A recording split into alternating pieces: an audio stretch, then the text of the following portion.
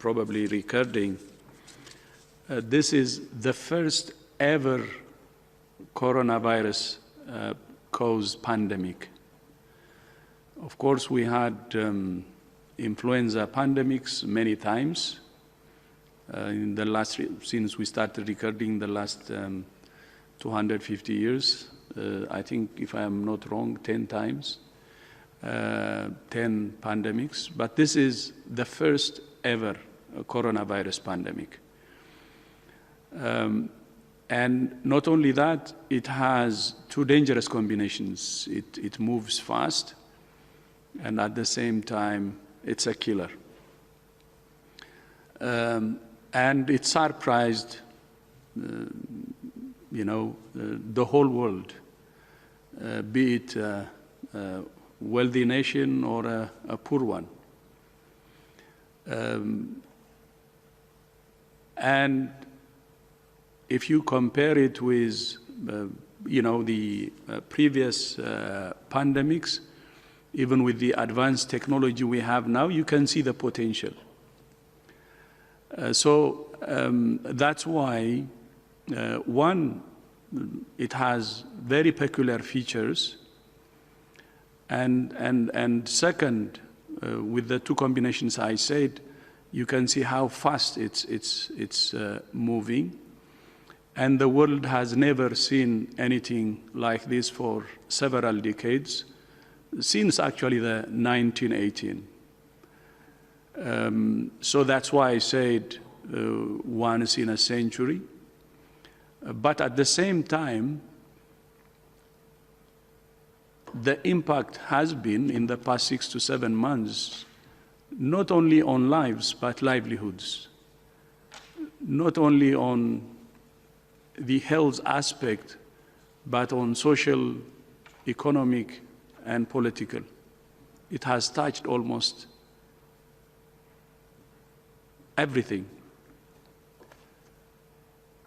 So its impact, if it touched everything, then the second part you said is it will be felt for decades to come, because one of its impacts is on the economy, for instance, let's say.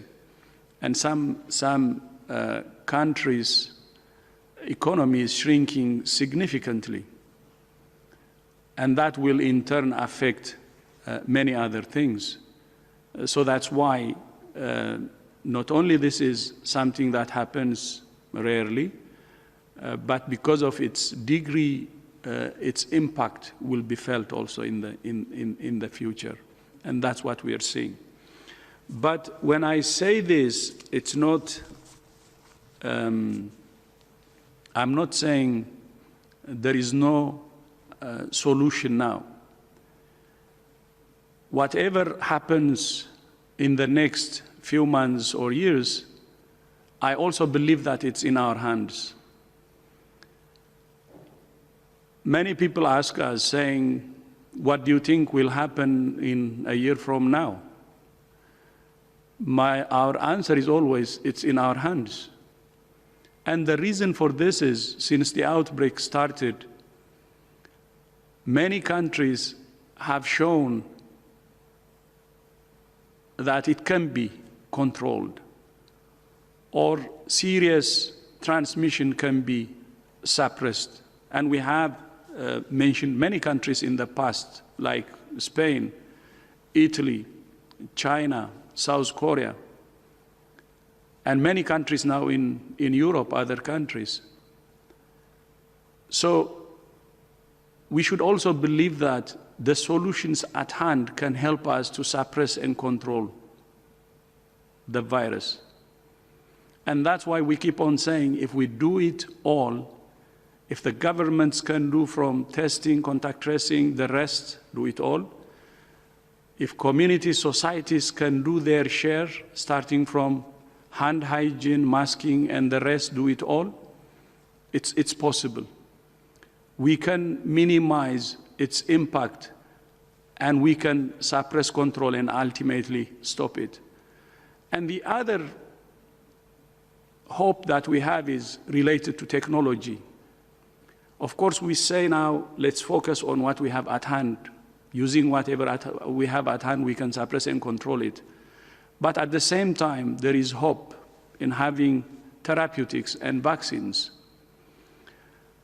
I know there are many vaccines now under trial, and a couple of them in the final stage of clinical trials, and there is hope there.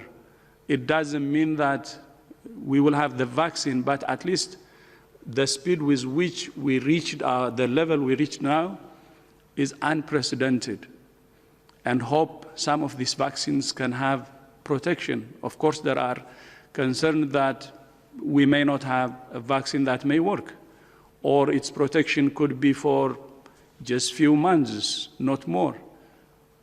But until we finish the clinical trials, we will not know. We may also have better vaccines that can protect for long and can protect effectively.